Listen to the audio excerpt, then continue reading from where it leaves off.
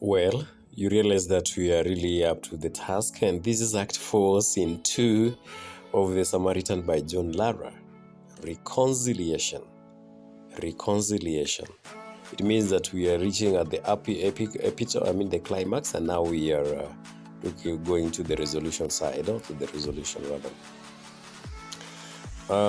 I'm your host, Tabiga Sherlock. This is the rebranded Liberty Media. And of course, you're looking at act summaries and the scene summaries, and then we're looking at the reviews, trying to look at his and theirs of what exactly the writer John Lara wants us to know or wants us really to get from his work of literature. I'm going to say thank you very much, especially to my returning viewers and also those who are newly joining us. I would say that this particular achievement has always been your effort. Thank you very much. All the big thanks to you guys. And I also want to say there are those who are coming across this work accidentally, or this is your first time they have landed into the Prega channel. A good friend of theirs referred them to this channel. How about a thumbs up, a subscription, and sharing with other friends? A subscription and leaving the notification bell on would mean that in the future uploads will be the first one to be notified of our uploads, and you wouldn't miss a thing. And without that much further ado, let's look at the Act 4. What is the reconciliation? Who is reconciling here? Has anything happened? I mean, what has it exactly transpired from the previous episodes that you've just seen so far? So, let's swing to the next slide. Like that. Here we are. The slide is here with us. So, Scene 2 of Act 4 is set on a Wednesday morning at the chambers of the principal judge. Basdeo and his company, the mayor and his company, are present. Justice Jaden welcomes everybody in the chamber to plan on how to escape the trouble from the Samaritan. Mosi and Seymour conflict over the real problem and they hitch against freedom. Jaden tells the members that they are all risking prosecution, and even as some, they argue about budgetary matters that they should know that the Minister for Local Government is very concerned about what is happening in the Maracas. Now, therefore, Jaden states that they should file a prosecution early to preempt any legal actions against them from other quarters in the principle of double jeopardy.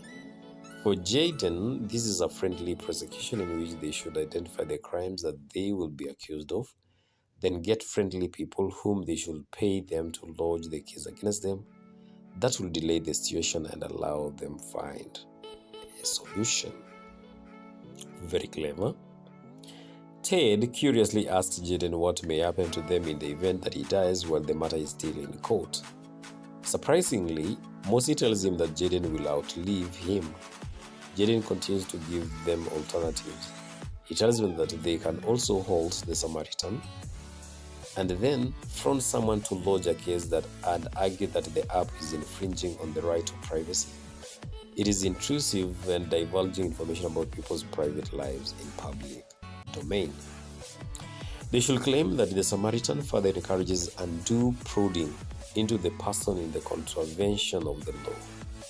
According to Ted, this is the best way to go since it makes perfect sense to him.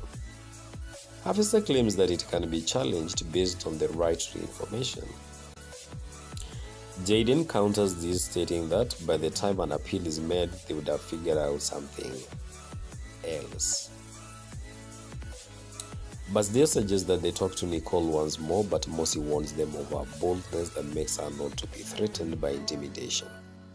Basdeo proposes that they give her a powerful position at the municipal council.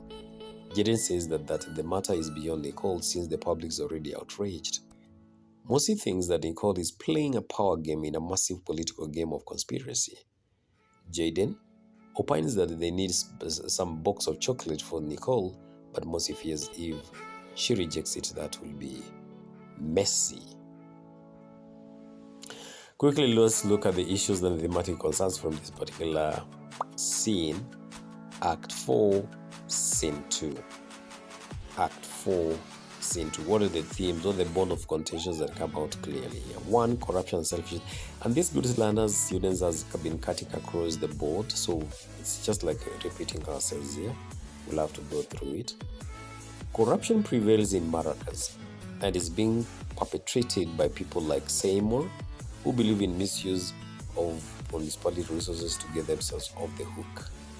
Seymour says that for them to avoid Beneta Express prison, then they have to get money so as to fight their way out. That is page 121. Jaden, who is a judge, displays his corrupt nature when he proposes that the only way to influence the innovative teacher is by getting the boxes of chocolate and incentives. That's like also trying to hook him or hook her, or trying to hook to bribe him. Another issue or a theme of concern from this scene is that of impunity and abuse of office. Jaden displays impunity when he gives alternatives on how to influence the case the municipal administration is facing. He gives examples like getting friendly people to lodge the case against them and determine the case in their favor, or even buy time through endless adjournments. Elsewhere, he thinks of the principle of double jeopardy. He says that they should initiate prosecutions in order to preempt any legal moves against them from other quarters. Basdeo reveals that some of them have skeletons in their closets, so they don't need those skeletons to be disturbed, like they have got issues. Power rather. Most leaders of Maracas believe in power. They believe power is everything one needs to have.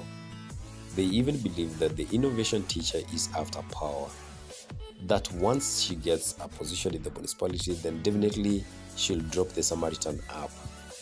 Seymour suggests that they offer her a high office since it seems that it is what she is after. That is found on page 125 to page 126. Jaden says that they check on her as a team of the municipal leaders, and they may have a helpful impression on her, found on page 126. There is also that theme of fear, and I said fear also was in the other previous episode that we did upload. If you have not checked it out, kindly go through, check it out, and feed yourself with information. Bembe is afraid that he will be prosecuted. He says that he is jittery about it. Ramdai too shares the fears that a number of people supporting a call speaks volumes. Role of media. Jaden reveals that media is releasing their scandals and rot to the public. That's on page 124 to page 125.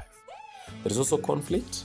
The public at arms, and they want to put the leaders to account. Page 122. Very brief. Can we talk here? Boys and girls and the lovers of literature out there, kindly. A thumbs up will do me good. I don't have to, keep on begging.